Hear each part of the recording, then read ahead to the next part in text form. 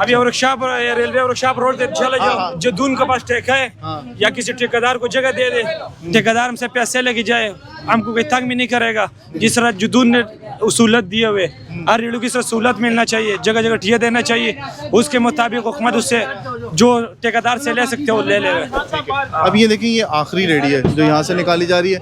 अब ये सारे लड़के जो रेडी बान है, ये अब सामान जो है वो इनके पास, इनका जो है वो यहाँ पड़ा हुआ है और ये कह रहे हैं कि हमारे लिए कोई मुतबादिल इंतज़ाम होना चाहिए। और अगर पुराना जो तरीक़ाकार था रेडियो जो है वो सड़क पे लगाने वाला, उस पर गवर्नमेंट ने सख्त एक्शन लिया है और इसके ऊपर ये किया जा रहा है कि अब ये रेडियाँ सारी की सारी निकाल ली गई हैं। तो 20 रेडियाँ थी जो अभी ये देखें, ये सुप्रिटेंडेंट खुद इस सड़क को रवा रखने के लिए काम कर रहे हैं और साथ साथ ये सामान भी रखवा रहे हैं।